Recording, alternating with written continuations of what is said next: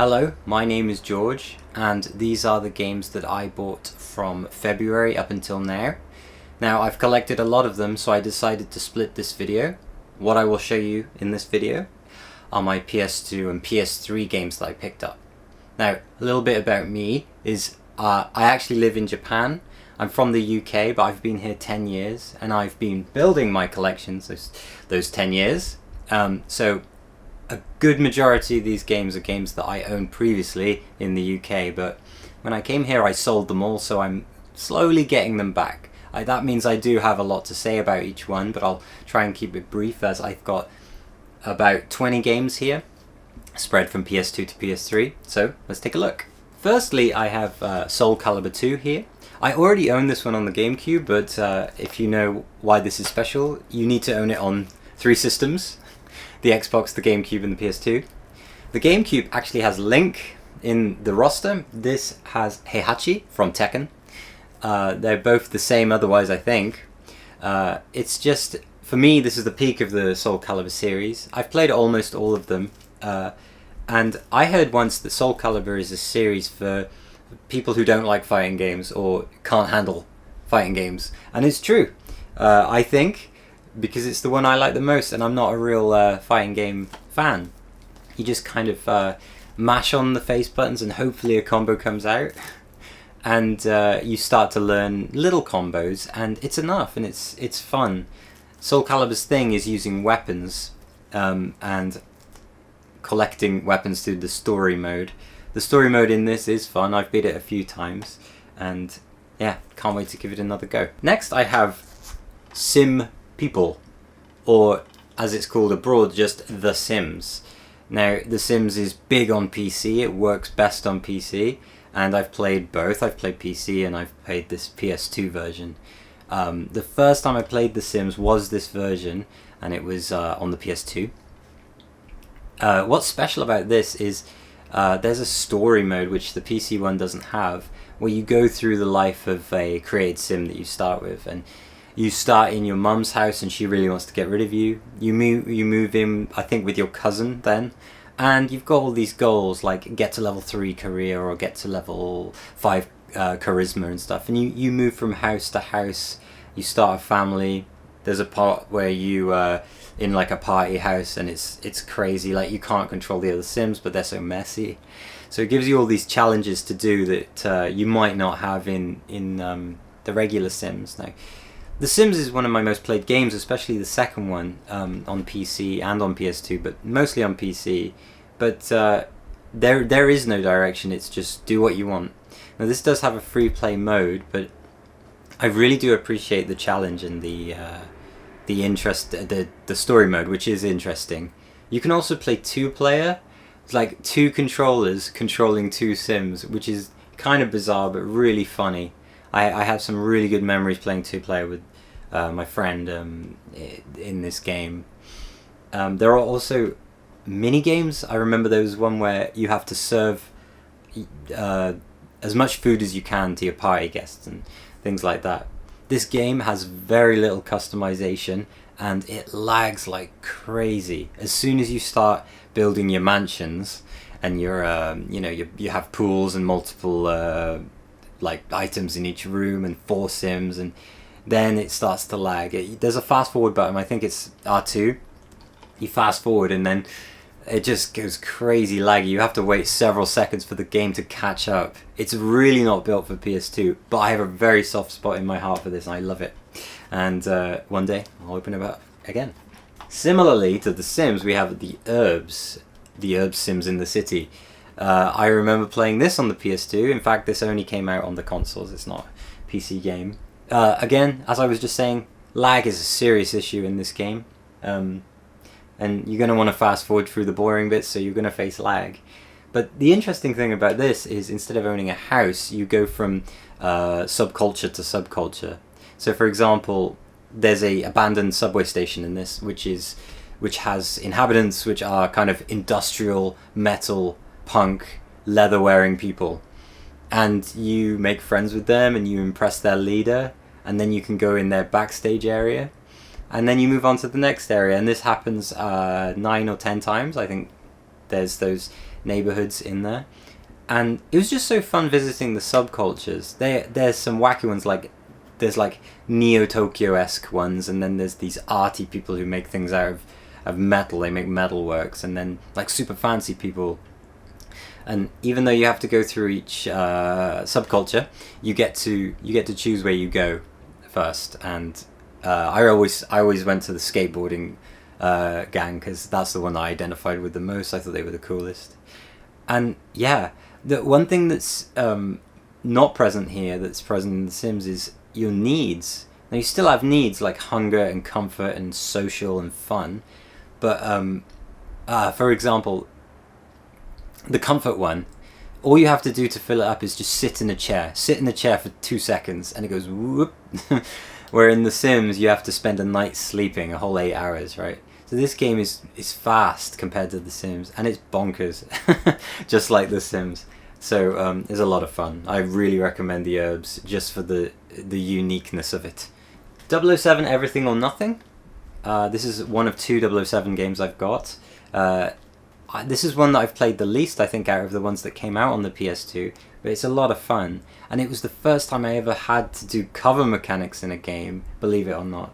I don't know when this came out. It's at the end of the Generations life cycle, but it's similar to the cover mechanics in Uncharted, where it's not absolutely necessary like it is in Gears or something, but it's there. And since the first time I saw it, I thought it was amazing. Oh, you can duck behind walls and poke up and shoot guys. Along with that, though, it also has your cars, and it has your jumping off a dam scene and motorbikes and stuff like that, and the tuxedo kind of levels where everything goes wrong in the end. But the James Bond stuff, it has a really cool song, and it's a lot of fun. I really like this one. Here's Nightfire, again another James Bond one.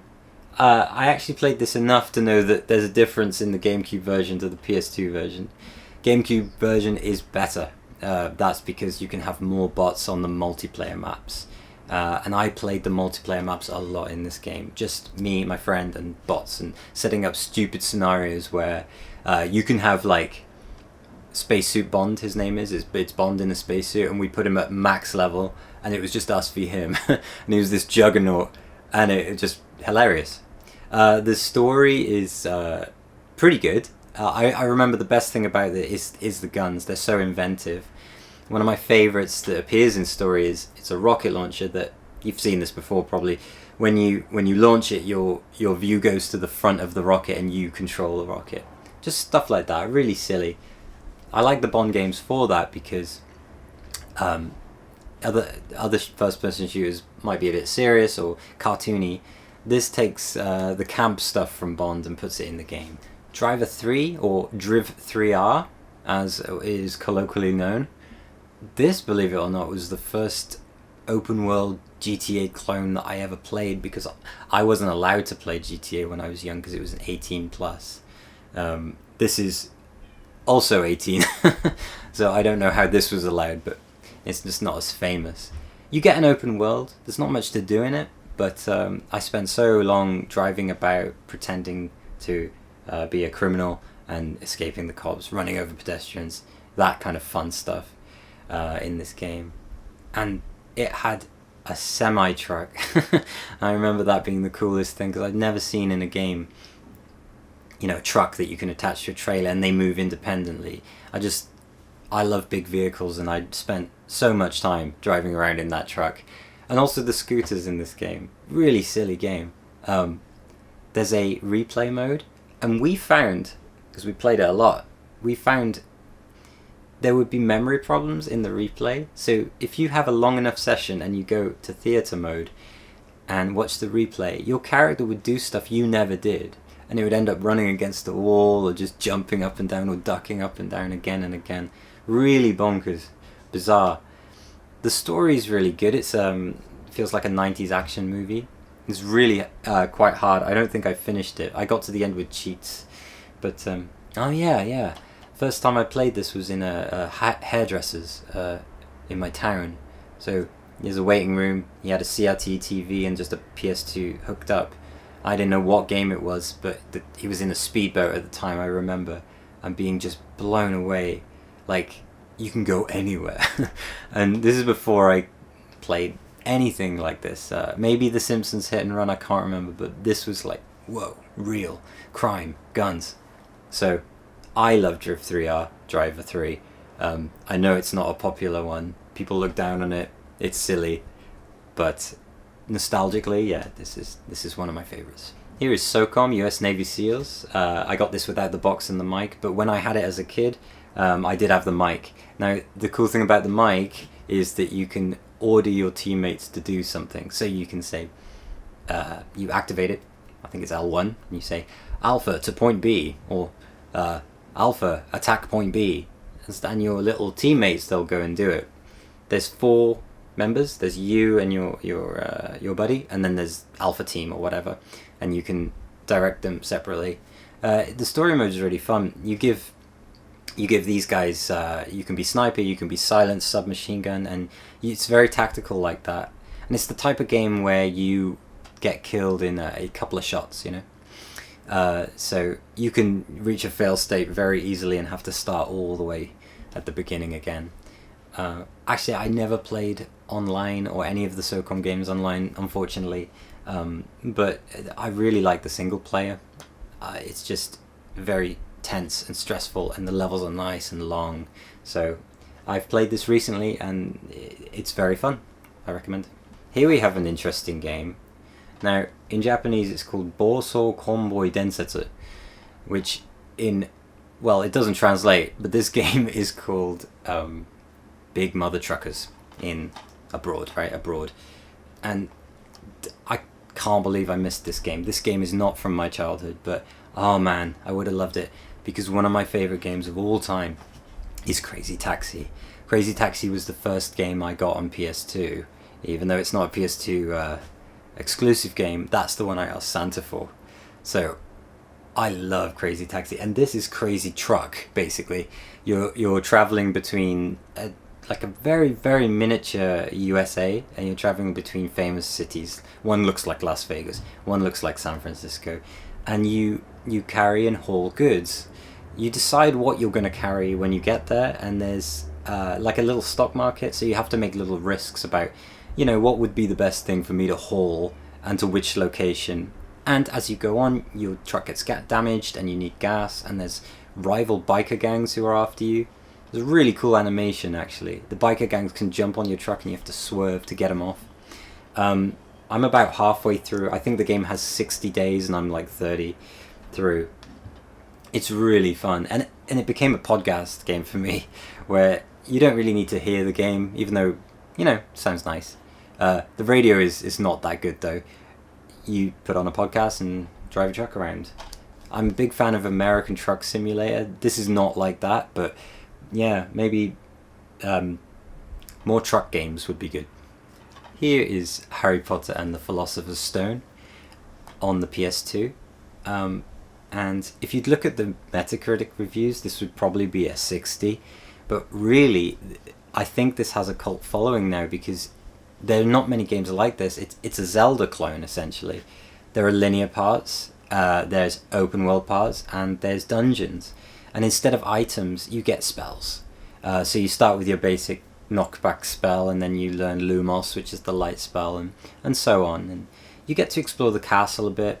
These dungeons are basically exams in your lessons. So you go to this one class, and the exam is a dungeon. And I really like this game. I think I've beaten it 3 or 4 times over the years, either on PS2 or on GameCube. And now I have the PS2 version. And amazingly, this was made after Chamber of Secrets. They went back and made this one, so it feels better to play than the Chamber of Secrets, because it's the second game. From here, it kind of goes downhill. The first 2 are really good. They're open world Zelda clones, like I said. And interestingly, and you'll see, because I've got another game in the series coming up, they follow the trends. So in the early 2000s, they're copying Zelda, and when it gets to Goblet of Fire, they're copying the Lego games. And then, well, you'll see, I've got one coming up. Grand Theft Auto, Liberty City Stories. I have beaten this game, and I have zero memory of what happens. I think you start in the middle island, but I needed this one to complete my GTA PS2 collection. I even have Vice City Stories, which in Japan is the pricey one. This was easier to get. I love the PS2 GTAs, and these two, including Vice City Stories, has not been remastered, so PS2 is kind of the only way you can play them. It's a lot of fun. I think they bring bikes into Liberty City, but it's basically your same formulaic GTA 3. Medal of Honor Rising Sun. This one is USA versus Japan in World War II, basically. It's hard to go back to. I really appreciate old games. I love old games, but I think first-person shooters from this generation are tricky to return to because they don't have standardized controls like we do now. Like since Call of Duty came along, Call of Duty 4, you know, you press your L1 and then your R1 and that's how you kill guys. In this it might be you hold, I don't know, R3 and press triangle. I don't know. I played it recently and it was fun, but tricky to get through. A bit of a slog. The best part of Rising Sun is the multiplayer. It has bots, you know, and from this generation, if you have bots, I love you. Because one of my favorite things to do to relax is bot match. No real, like a high time limit or something, and just chill and play that. The cool thing about this one is when you hide in bushes, the enemies can't see you, so they've taken into account like, oh, players will be in bushes. I love being in the bush and sniping guys from the bush because you become this invincible monster. It's fun to do that, but like I said, the campaign maybe not so much. Crazy Bumps. This is actually Smuggler's Run, but it's called Crazy Bumps in Japan. Crazy Bumps, yeah. Now it's what Rockstar were working on when they were just building up to GTA 3, and you can feel the GTA 3-ness in it. The way the cars look and move, and the way the world kind of looks. Although it's nothing like Liberty City, it's mountains and rivers and really wide open spaces. It's a very, very open world. But all you're doing really is races, delivering packages, and escorting or chasing or following. It's broken up into missions. It's a lot of fun, and it gets really hard at the end, but I really like Crazy Bumps. Lord of the Rings. What is this? The Third Age, yeah. The Third Age is a Lord of the Rings game where they are basically copying Final Fantasy X's battle system. You travel through Middle-earth and you end in Mordor. The weird thing is it's like you're a day behind the Fellowship. So you're these unknown characters that are following the Fellowship like stalkers. There are times when famous characters like Aragorn, Gandalf, join the party for like a boss battle, but then they go away. Also, they're way more powerful than your party, so you basically don't have to do anything. You just spam Gandalf's best attack. At the start, when I played this the first time, I didn't like it, but I've grown to really like it. It's a linear RPG, so you're going down corridors, you're just doing random battles against orcs, trolls, urukai, that kind of thing. And it's weirdly paced, and it's a Western developed game, but it follows the JRPG standard, although there isn't as many cutscenes as you'd expect. There are clips from the movie in it, but it's my comfort food game for sure. I think I've beat it twice. I've played it much more than that. You literally go to all the famous places, but you never catch up with the party. It's a bit of a spoiler, but the last boss is the Eye of Sauron. So they climb up that tower and they slap that eye with their swords, which is against what happens in the movie. And if they had done that, they'd be way more famous. But check it out. It's very weird, but it's a lot of fun. Then finally on the PS2, I've got Brothers in Arms Road to Hill 30. I have never played this one, and I still have it like in the package here. I have played Brothers in Arms Bound in Blood, I think that's what it's called, on the Xbox. And if this is anything like that, that's great. In the Xbox version, you control teams. I think you can, I don't know if you can switch teams, but you order them around. You're the captain. but you're also in first-person mode. This game is all about flanking. It's about suppressing and going around the side and flanking and making sure that doesn't happen to you. I remember it being really hard, but for a World War I tactics shooter, it was amazing. Okay, that's the end of my PS2 pickups from the last couple of months. Now, PS3. Firstly, we have Harry Potter and the Deathly Hallows Part 1. Now, like I said, the old Harry Potter games would copy the popular game of the day, with the first ones being like a Zelda clone, and then it moving into more of a Lego style game. This one, believe it or not, is a Gears of War cover shooter. It's really bad. It's like, some of it is I can tolerate bad, but other parts are very bad. And I looked it up on Metacritic, it's 40. And on my game collecting app, it's almost the lowest game. There's like one more lower than this, which is Risen 2, which I really like. Anyway, it has cover mechanics. You're ducking, you're ducking again. It's very silly, very, very silly. But the thing that killed it was there's stealth mechanics, and they really suck. You don't know who is going to spot you. There's no sense of space. And there was one level where I had to go back and forth 3 times or something, avoiding, I think, Death Eaters in London, and it was the worst. And I think that might have even been the second level. It was such a bad start to the game. Nevertheless, my goal is to collect all the Harry Potter games, especially the movie tie-in ones, because, I don't know, there's part of me, my soul, my British soul, just, it can't help but love Harry Potter, even if it is terrible. The reason I have this and none of the other PS3 games yet is because they are really expensive in Japan. As you can see, this is not from Japan, it's got a PEGI rating.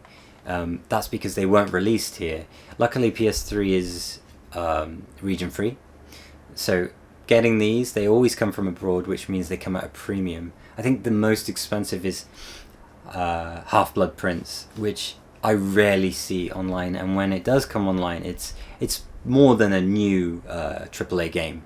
So that would be maybe the Holy Grail, or the last pickup of the Harry Potter collection for me.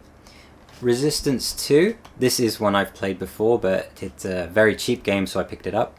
I actually finished it this year when I had influenza. So it's not the best game to play when you have a cold, but it was comforting, at least. I really do prefer the first one. The first one for me has the nostalgia and the wow factor of getting a HD first-person shooter on the PS3. And it's set in the UK. This one, we go to America.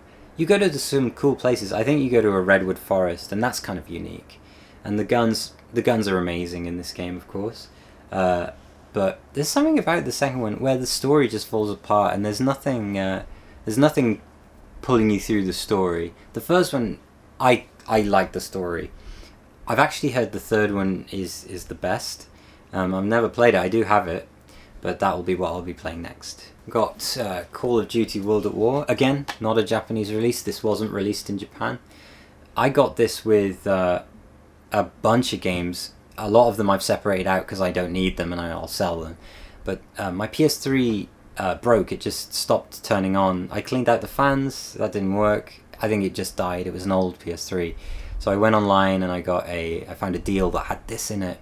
And it was one of those deals where the description was PlayStation 3 console, and that was it. But you could see in the photo there was like 5 games, and there was no controller. You looked, oh, there's no controller, or whatever, I've got enough. And I got the console, and it was mint, like no one had ever touched it.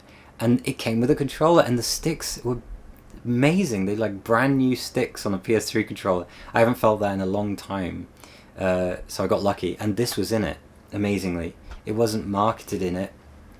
It's hard to find in Japan, and again, it's high price. Let me tell you about World at War.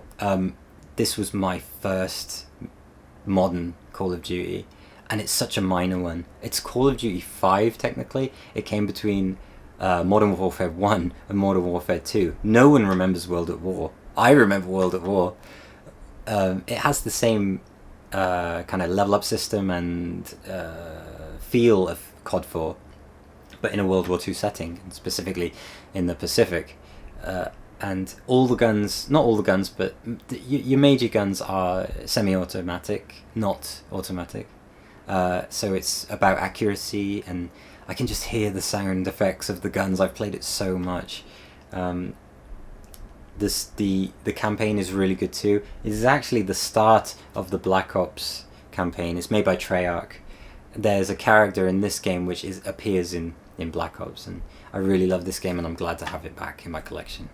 This is Dynasty Warriors. It says 5, but it's actually 6 empires, if we're thinking of Western releases. I don't need this game, but I do like Dynasty Warriors. There's a lot of them, and I can't tell one from the other. I like 3. 3 is my favourite, and then after that, I like them all, but I don't know which one's which. They're pretty much the same thing. But yeah, maybe I'll pop this in one day. And then finally, you got One Piece. Well, maybe it's called Pirate Warriors. I'm not sure, but it's the Musou game for One Piece. I played this when I was just about to come to Japan, and I was really excited about Japanese stuff. Way more than I am now. Now that I live here, I'm not interested in the animes or anything like that. This is a One Piece Musou game. And at the time I was watching the anime, reading comics, trying to get my Japanese better. And this game, it just takes you through the first part of the anime. The anime is so long, but it takes you through all the parts where the characters are introduced. So it's a good introduction to One Piece, and it's really fun because it's a Musou game. And that is it for the PlayStation 2 and 3 section. I'm going to make another video with everything else I got, including more modern stuff, more older stuff, and some Nintendo stuff. So if you made it this far, thank you for watching. Goodbye.